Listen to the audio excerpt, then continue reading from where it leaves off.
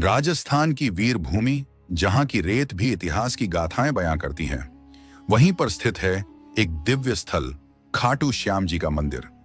यह केवल एक धार्मिक स्थान नहीं, बल्कि आस्था, रहस्य और चमत्कारों का संगम है। सीकर जिले की पावन धरा पर बसा यह मंदिर हर साल लाखों श्रद्धालुओं को अपनी ओर खींचता है। खाटू श्याम, जिन्हें हारे का सहारा कहा जाता है, वे केवल भक्तों के देव नहीं, बल्कि एक ऐसी दिव्य सत्ता है जिनकी कथा महाभारत काल से आरंभ होती है।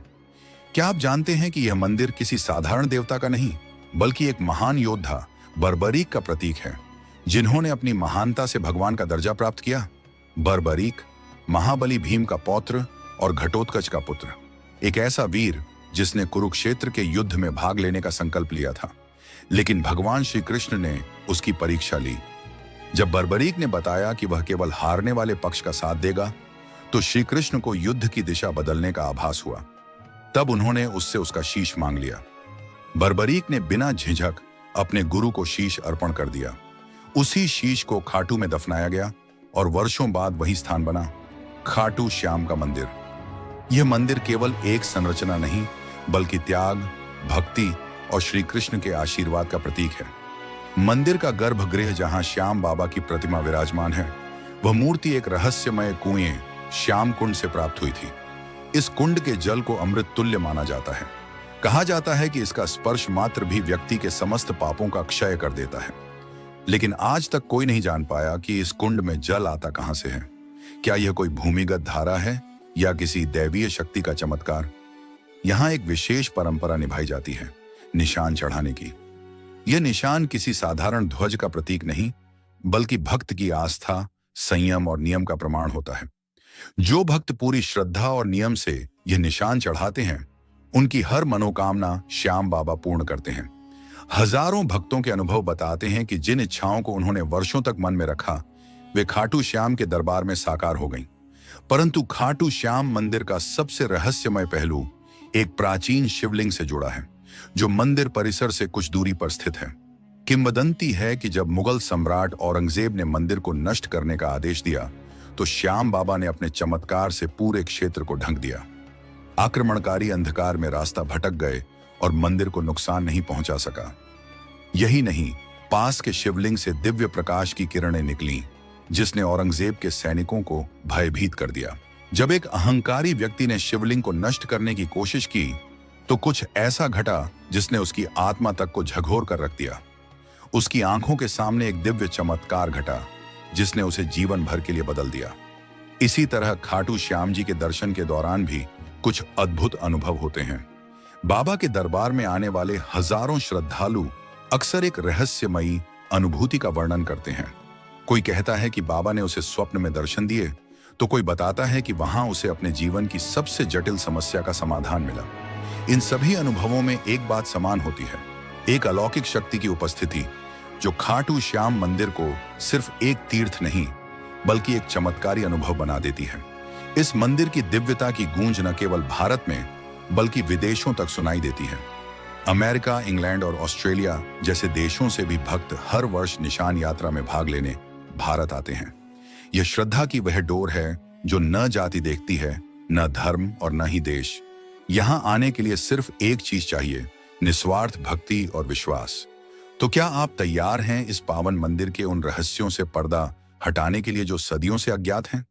यदि हां, तो जुड़िए हमारे साथ इस विशेष डॉक्यूमेंट्री में, जहां हम आपको ले चलेंगे खाटू नगरी की उन गलियों में, जहां इतिहास, रहस्य और आस्था एक साथ सांस लेते हैं।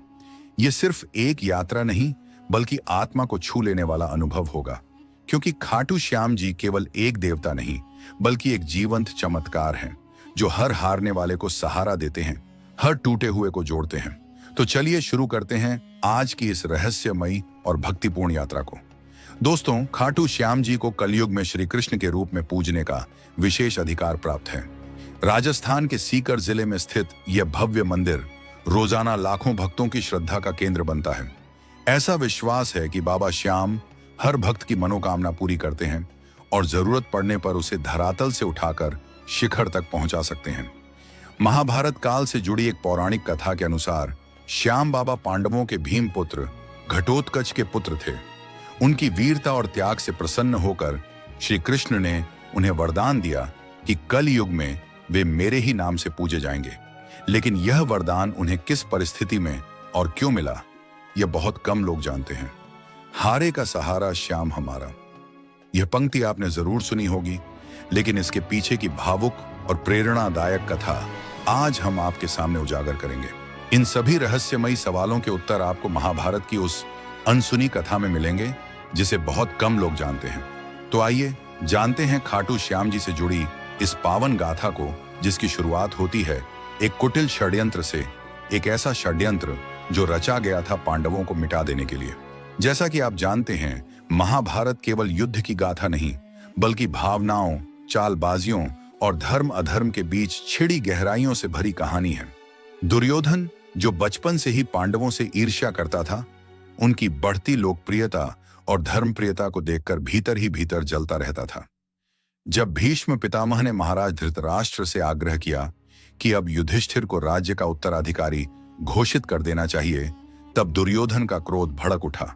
उसने कहा, पिताश्री, यदि एक बार युधिष्ठिर को राजगद्दी मिल गई तो यह राज्य सदैव के लिए पांडवों का हो जाएगा और हम कौरव उनके अधीन रह जाएंगे। धृतराष्ट्र ने धीमे स्वर में उत्तर दिया, वत्स, युधिष्ठिर हमारे कुल का सबसे बड़ा पुत्र है। नीति और धर्म के अनुसार राज्य उसी का अधिकार है और भीष्म सहित समस्त प्रजा भी उसे ही योग्य मानती है। हम इसमें हस्तक्षेप नहीं कर सकते। तुम पांडवों के लिए ठहरने की व्यवस्था करवाओ। धृतराष्ट्र के इन वचनों को सुनकर दुर्योधन के मन में एक भयावह योजना जन्म ले चुकी थी। उसने कहा, पिताजी, मैंने सब कुछ सोच लिया है। आप केवल उन्हें वाराणावत भेजने की अनुमति दें। दुर्योधन ने वाराणावत में पांडवों के ठहरने के लिए एक भवन बनवाया, पर यह कोई साधारण महल नहीं था, बल्कि एक मृत्यु का जाल था। इस भवन को पुरोचन नामक वास्तुकार ने तैयार किया, जिसे लाख, घी, सूखी घास और मूंग जैसे अत्यंत ज्वलनशील पदार्थों से बनाया गया था। योजना थी पांडवों को इसी लाक्षागृह में जलाकर मार डालने की। धृतराष्ट्र की आज्ञा पाकर युधिष्ठिर अपनी माता कुंती और चारों भाइयों के साथ वाराणावत के लिए निकल पड़े। लेकिन जैसे ही विदुर को दुर्योधन की इस कुटिल योजना की भनक लगी, उन्होंने तुरंत रास्ते में पांडवों से भेंट की। विदुर ने सांकेतिक भाषा में उन्हें चेतावनी दी, जो खतरों को समझता है वही जीवन को बचा सकता है। एक रास्ता हमेशा खुला रखना। फिर उन्होंने एक विश्वसनीय कारीगर भेजा, जिसने लाक्षागृह के भीतर से एक गुप्त सुरंग खोदनी शुरू कर दी। फिर वो दिन आया जब पुरोचन ने अपनी योजना पर अमल करने की ठानी। लेकिन पांडवों ने चतुराई से एक कदम आगे बढ़ते हुए उस रात गांव के ब्राह्मणों और गरीबों को भोज के लिए आमंत्रित किया। रात्रि के समय जब पुरोचन गहरी नींद में था, भीम ने उसके कमरे में आग लगा दी। देखते ही देखते आग पूरे भवन में फैल गई। चारों ओर ज्वालाएं उठने लगी, लेकिन पांडव पहले से तैयार थे। उन्होंने गुप्त सुरंग के रास्ते से सुरक्षित बाहर निकलकर वन की ओर प्रस्थान किया। यह थी उस समय की वह रहस्यमयी घटना जिसने न केवल पांडवों को बचाया, बल्कि भविष्य के युद्ध महाभारत की नींव भी रख दी। लाक्षागृह में आग लगने से पुरोचन के साथ साथ एक भीलनी और उसके मासूम बच्चे भी जलकर भस्म हो गए। जब यह समाचार हस्तिनापुर पहुंचा तो वहां शोक की लहर दौड़ गई। प्रजा ने पांडवों को मृत समझकर गहरा दुख प्रकट किया। धृतराष्ट्र और दुर्योधन ने भी झूठा मातम मनाया, मानो उन्हें सच्चा शोक हो। उन्होंने पांडवों के शव समझकर पुरोचन, भीलनी और उसके बच्चों की अंत्येष्टि करवा दी। लेकिन सच्चाई यह थी कि विदुर की बुद्धिमत्ता के चलते पांडव लाक्षागृह की गुप्त सुरंग से निकलकर हिंडन नदी के किनारे पहुंच चुके थे। वहां से एक नाव के सहारे, जो विदुर ने पहले से भिजवा दी थी, वे नदी पार कर एक घने और रहस्यमय जंगल में पहुंचे।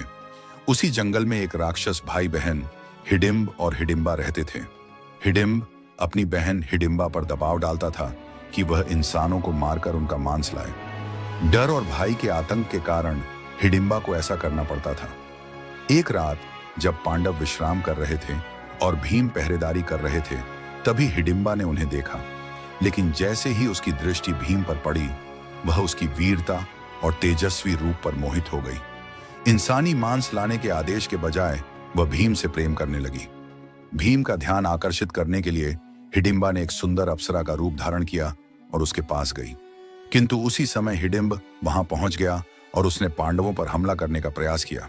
भीम ने तुरंत उसे चुनौती दी और दोनों के बीच भीषण युद्ध छिड़ गया। अंततः भीम ने हिडिंबा को पराजित कर दिया और उसे मार गिराया। इसके बाद हिडिंबा ने अपने असली रूप में आकर भीम से विवाह का प्रस्ताव रखा। पहले तो भीम ने यह कहकर इनकार कर दिया कि वह राक्षसी जाति की है, परंतु जब हिडिंबा ने माता कुंती से विनती की तो कुंती ने विवाह की अनुमति दे दी, लेकिन एक शर्त रखी कि भीम हिडिंबा के साथ केवल तब तक रहेगा जब तक उनका एक पुत्र न हो जाए। हिडिंबा ने इस शर्त को स्वीकार किया। इसके बाद भीम और हिडिंबा का गंधर्व विवाह हुआ और वे जंगल में एक साथ रहने लगे। समय बीता और एक वीर पुत्र का जन्म हुआ, घटोत्कच। उसका शरीर विशाल था और बल अपार। बचपन से ही घटोत्कच में अद्भुत शक्तियां थीं। जब वह बड़ा हुआ तो उसका विवाह दैत्यराज मुरा की सुंदर और पराक्रमी पुत्री अहिलावती से हुआ, जिसे मौरवी और कामकांतिका के नाम से भी जाना जाता है।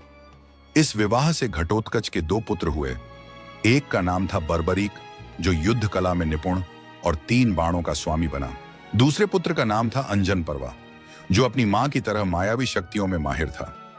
बर्बरीक की कथा आगे चलकर महाभारत युद्ध से जुड़ती है, जहां वह अपनी निष्ठा, वीरता और बलिदान से अमर हो गया। अपनी माता अहिलावती का आशीर्वाद लेकर बालक बर्बरीक ने ज्ञान और शक्ति की दिशा में पहला कदम रखा। माता के कहने पर उन्होंने घोर तपस्या के लिए भगवान शिव का आह्वान किया। उनकी कठिन तपस्या से प्रसन्न होकर महादेव ने उन्हें 3 दिव्य और अभेद्य बाण प्रदान किए, ऐसे बाण जो किसी भी सेना का संहार कर वापस अपने तरकश में लौट सकते थे। समय बीतता गया और महाभारत का महासंग्राम करीब आता गया। जब कौरव और पांडवों के बीच युद्ध निश्चित हुआ, तब वीर बर्बरीक ने भी युद्ध में भाग लेने का संकल्प लिया। यद्यपि उनका रक्त पांडवों से जुड़ा था, फिर भी उन्होंने अपनी मां को दिया हुआ वचन निभाने का निश्चय किया कि वे सदैव उस पक्ष का साथ देंगे जो पराजय की कगार पर हो। यही वचन उन्हें बना गया हारे का सहारा। भगवान श्री कृष्ण, जो युद्ध के प्रत्येक पहलू को जानते थे, इस बात से चिंतित थे कि कहीं बर्बरीक की शक्ति से पांडवों की विजय ही संकट में न पड़ जाए। अतः श्री कृष्ण ने ब्राह्मण का वेश धारण कर बर्बरीक का मार्ग रोका और पूछा, कहां जा रहे हो वत्स? बर्बरीक ने आदरपूर्वक उत्तर दिया, मैं कुरुक्षेत्र जा रहा हूं अपना धर्म निभाने। श्री कृष्ण ने उसकी युद्ध क्षमता की परीक्षा लेनी चाहिए। उन्होंने कहा, अपने कौशल का एक प्रमाण दो। बर्बरीक ने अपने एक ही बाण से वृक्ष के समस्त पत्तों को भेद दिया, सिवाय उस पत्ते के जो श्री कृष्ण ने अपने चरणों तले छिपा लिया था। बर्बरीक ने झुककर निवेदन किया, ब्राह्मण देव, कृपया अपना चरण हटाइए, अन्यथा यह बाण आपके चरण को भी भेद देगा। श्री कृष्ण मुस्कुराए, चरण हटाया और उसके त्याग की परीक्षा लेने हेतु वरदान मांगने लगे। उन्होंने कहा, वत्स, मुझे अपना शीश दान में चाहिए। यह सुनकर भी बर्बरीक तनिक भी विचलित नहीं हुए। उन्होंने एक ही निवेदन किया, हे ब्राह्मण, कृपया अपना वास्तविक स्वरूप दिखाएं। ऐसा मांग केवल कोई दिव्य पुरुष ही कर सकता है। तब श्री कृष्ण ने अपना विराट रूप प्रकट किया और कहा, वत्स, तुम्हारा बल, भक्ति और त्याग अद्वितीय है। श्री कृष्ण ने बर्बरीक से उनका शीश रणचंडिका को समर्पित करने को कहा और वरदान दिया, कलयुग में तुम मेरे श्याम रूप में पूजनीय रहोगे। तुम्हारे मस्तक की पूजा देवगण भी करेंगे। जब तक यह धरती, चंद्रमा और सूर्य रहेंगे, तब तक लोग तुम्हें श्याम बाबा के रूप में याद करेंगे। उस दिव्य मस्तक को अमृत से सींचा गया और अमृतत्व प्रदान किया गया। वह मस्तक संपूर्ण महाभारत का युद्ध देखता रहा और साक्षी बना न्याय का। युद्ध समाप्त होने के पश्चात भगवान श्री कृष्ण के आशीर्वाद से महाबली बर्बरीक अंतर्धान हो गए और इस प्रकार एक महान योद्धा बर्बरीक का सफर 3 बाणधारी से हारे का सहारा और फिर खाटू धाम के आराध्य श्याम बाबा बनने तक का युगों तक अमर हो गया। लेकिन खाटू धाम का यह पावन सफर अभी अपने पूर्ण विराम तक नहीं पहुंचा था। आज जो भव्य और अलौकिक खाटू श्याम मंदिर हम देखते हैं, उसकी स्थापना की यात्रा उतनी सीधी और सरल नहीं रही। इसके निर्माण की गाथा भी रहस्यों, चमत्कारों और आस्था से भरी हुई है।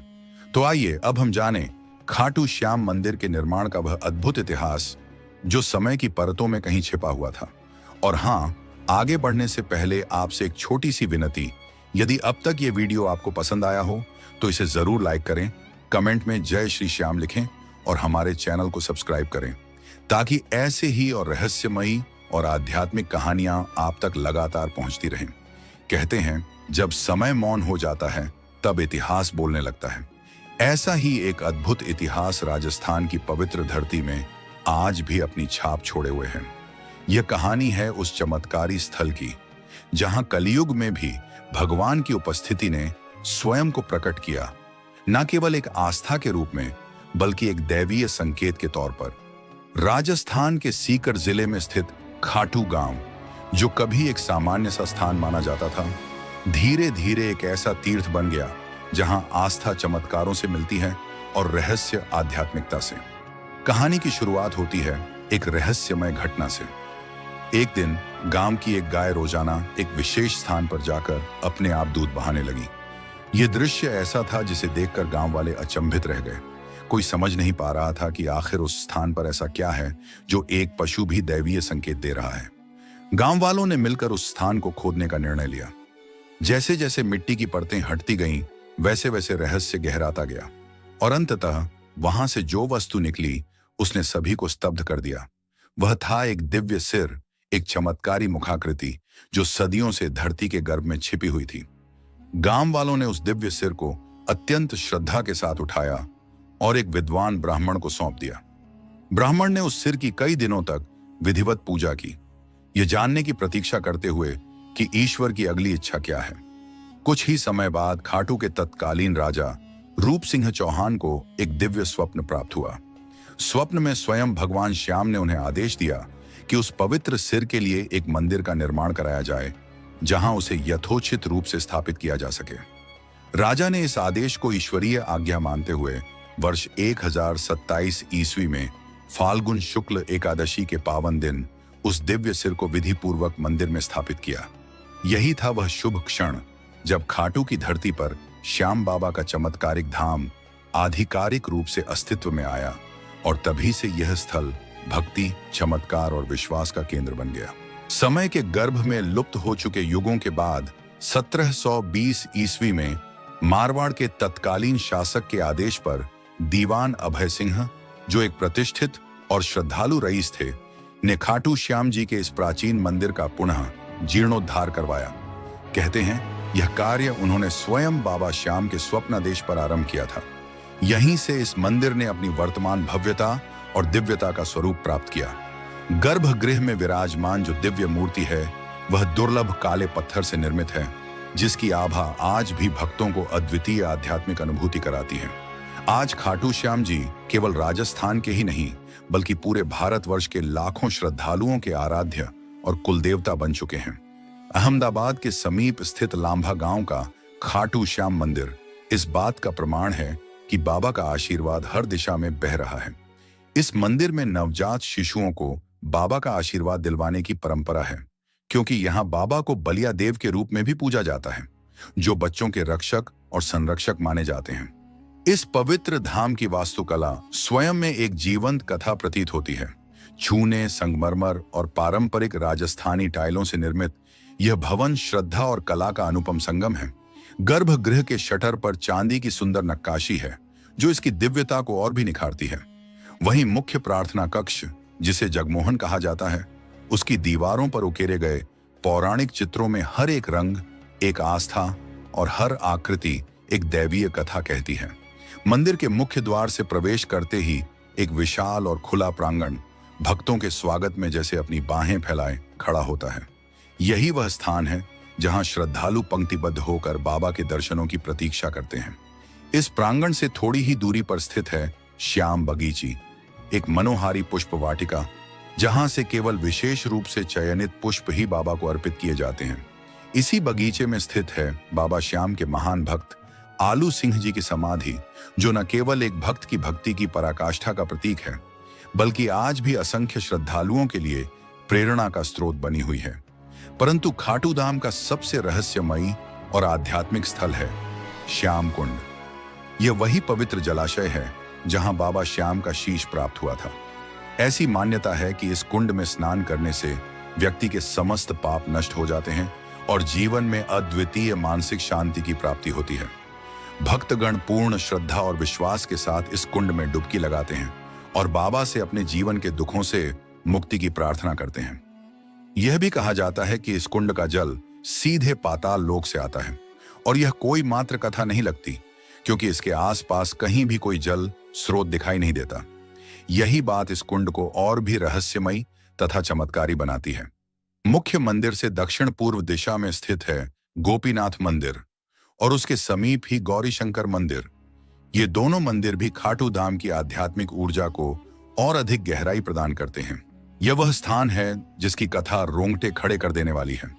ऐसा कहा जाता है कि जब औरंगजेब की सेना इस पावन मंदिर को ध्वस्त करने के इरादे से पहुंची तो उन्होंने शिवलिंग पर अपने भालों से प्रहार किया, लेकिन जैसे ही भाले शिवलिंग से टकराए वहां से रक्त की धाराएं फूट पड़ी।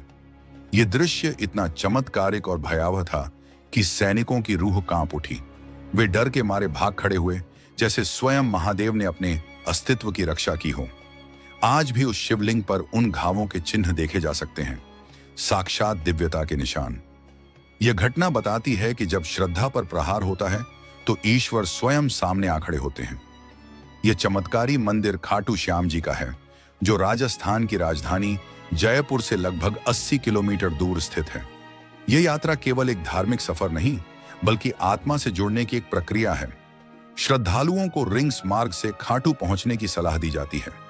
यहां कदम रखते ही ऐसा प्रतीत होता है मानो समय ठहर गया हो, हवा में भक्ति घुल गई हो और स्वयं भगवान हर दिशा में विराजमान हो। हर वर्ष लाखों श्रद्धालु इस धाम में खींचे चले आते हैं, कोई मन्नतें मांगने, कोई चमत्कार देखने और कोई अपने विश्वास की अग्नि परीक्षा देने। यह भूमि केवल भक्ति की नहीं, बल्कि चमत्कारों की भी साक्षी है। अब बात करते हैं उस अनोखी परंपरा की जिसे भक्तगण बड़े ही श्रद्धा भाव से निभाते हैं। खाटू श्याम जी के दरबार में निशान चढ़ाने की परंपरा। यह केवल एक धार्मिक रिवाज नहीं, बल्कि समर्पण और अटूट विश्वास की जीवित मिसाल है। कहा जाता है, जब कोई भक्त अपनी मुराद लेकर बाबा के दरबार में आता है तो न केवल सिर झुकाकर प्रार्थना करता है, बल्कि एक वचन भी देता है, हे लखदातार, जब मेरी मुराद पूरी होगी तब मैं आपके चरणों में निशान चढ़ाकर लौटूंगा। कुछ भक्त ऐसे भी होते हैं जो अपने मन की बात पूरी होने से पहले ही निशान लेकर आते हैं। उनका विश्वास इतना गहरा होता है कि वे फल की प्रतीक्षा नहीं करते, बल्कि पहले श्रद्धा अर्पित करते हैं। ले यह यात्रा किसी मांग का परिणाम नहीं, बल्कि विश्वास का उत्सव होती है। यह परंपरा कोई नई नहीं, बल्कि सदियों पुरानी है, जहां हर निशान एक नई कथा कहता है। खाटू नगरी की मिट्टी में ऐसा आकर्षण है कि जो एक बार यहां आता है उसका मन यहीं अटक जाता है। यह नगरी केवल मंदिरों और रीति रिवाजों की नहीं, बल्कि भक्त और भगवान की अव्यक्त संवाद की भूमि है। ध्वज सिर्फ कपड़े का एक टुकड़ा नहीं होता, बल्कि यह श्याम बाबा के बलिदान, उनकी अमरता और उनकी अनंत भक्ति का पवित्र प्रतीक होता है। सनातन संस्कृति में ध्वज को हमेशा विजय, आत्मबल और धर्म की रक्षा का प्रतिनिधित्व माना गया है। खाटू श्याम जी का यह निशान उस दिव्यता की याद दिलाता है जब महाभारत के युद्ध से पूर्व वीर बर्बरीक ने श्री कृष्ण की आज्ञा पर धर्म की रक्षा हेतु अपना शीश समर्पित कर दिया था। उन्होंने युद्ध का श्रेय भी स्वयं न लेकर श्री कृष्ण को समर्पित कर दिया। यही त्याग उन्हें श्याम बनाता है, हर भक्त के दिल में बसने वाला देव। जब कोई भक्त बाबा को निशान अर्पित करता है तो वह केवल एक मन्नत पूरी होने पर आभार नहीं जताता, वह उस दिव्य बलिदान की स्मृति में अपने भावों को समर्पित करता है। केसरिया, नारंगी और लाल रंग के निशान त्याग, शक्ति और भक्ति का प्रतीक हैं। इन पर अंकित श्री कृष्ण और श्याम बाबा की छवियां, साथ ही पवित्र मंत्रों की लिपि हर भक्त के मन को आध्यात्मिक ऊर्जा से भर देती है। मोरपंख और नारियल से सजे ये ध्वज शुभता, पवित्रता और सौभाग्य के प्रतीक माने जाते हैं। ऐसा विश्वास है कि जो निशान सच्चे मन और श्रद्धा से अर्पित किया जाता है, वह बाबा के चरणों तक आत्मा की पुकार बनकर पहुंचता है, और बाबा उस पुकार को कभी अनसुना नहीं करते। कहते हैं, जब भक्त इस निशान के साथ खाटू नगरी में प्रवेश करते हैं तो उनके जीवन की हर पीड़ा समाप्त हो जाती है, हर अरमान पूरा होता है और चारों ओर मंगल ही मंगल छा जाता है। ध्वज अर्पण से पूर्व भक्त विशेष पूजा करते हैं, कई दिन तक उपवास रखते हैं और संकल्प लेते हैं। फिर वे इस ध्वज को हाथों में लेकर निशान यात्रा की शुरुआत करते हैं। यह यात्रा केवल दूरी तय करने का माध्यम नहीं, बल्कि भक्ति की पराकाष्ठा होती है। रिंग से खाटू धाम तक की 18 किलोमीटर की पदयात्रा नंगे पांव, हाथ में ध्वज लिए हुए भक्तों की श्रद्धा को दर्शाती है। रास्ते में श्याम नाम की गूंज, भजन कीर्तन और जयकारे वातावरण को अध्यात्म में रंग देते हैं। आज के समय में भक्त सोने चांदी से बने बहुमूल्य निशान भी अर्पित करते हैं, पर बाबा के दरबार में भक्ति का मूल्य वस्त्र या धातु में नहीं, भाव में होता है। चाहे ध्वज साधारण हो या कीमती, यदि उसमें प्रेम, समर्पण और श्रद्धा है तो बाबा उसे सहज ही स्वीकार कर लेते हैं। संक्षेप में कहें तो यह निशान उस आत्मा की पुकार है जो बाबा से जुड़ना चाहती है, उनका आशीर्वाद चाहती है। और बाबा श्याम, वह तो दानी हैं, त्यागी हैं, प्रेम के देवता हैं। वह हर सच्चे भक्त की आहट को पहचान ही लेते हैं। यह खाटू श्याम जी के दरबार में हर साल होने वाले विशाल मेले की बात है, जब लाखों भक्त उनकी एक झलक पाने के लिए खाटू नगरी में इकट्ठा होते हैं। इस समय पूरा नगर भक्तों से भरा रहता है और हर दिशा से आते हुए निशान की लहरें और श्याम नाम की ध्वनि वातावरण को गूंजित कर देती हैं। प्रत्येक भक्त के हृदय में यह अडिग विश्वास होता है कि बाबा उनकी पुकार जरूर सुनेंगे। वह उनकी हर भावना समझते हैं और हर समय उनके साथ रहते हैं। यह परंपरा सिर्फ एक धार्मिक रस्म नहीं, बल्कि एक गहरी श्रद्धा की जीवित परिभाषा है। निशान चढ़ाने वाले प्रत्येक भक्त की आंखों में आभार और उनके कदमों में पूर्ण समर्पण दिखता है। जब वह बाबा की मूर्ति के सामने खड़े होकर ध्वज अर्पित करते हैं तो वह पल ऐसा होता है जैसे आत्मा ने ईश्वर से साक्षात्कार कर लिया हो। वहां ना कोई भाषा, ना कोई शब्दों की आवश्यकता होती है, केवल एक मौन होता है जिसमें सिर्फ भक्ति की गूंज सुनाई देती है। कहते हैं कि खाटू श्याम जी के दरबार में बाबा ने एक बार एक भक्त की मन्नत पूरी की थी और वह भक्त अपनी खुशी को शब्दों में नहीं व्यक्त कर सका। उसने सिर्फ एक निशान चढ़ाया और बाबा के चरणों में अपना धन्यवाद अर्पित किया। वह निशान उसकी आस्था और श्रद्धा का प्रतीक बन गया और तब से यह परंपरा बन गई कि जब भी कोई भक्त किसी इच्छा के साथ खाटू श्याम के दरबार में आता है तो वह निशान लेकर ही जाता है। तो अगली बार जब आप खाटू श्याम जी के दर्शन के लिए जाएं और यदि आपका कोई मनोकामना हो या आप केवल आभार प्रकट करना चाहते हो तो एक निशान लेकर जाएं।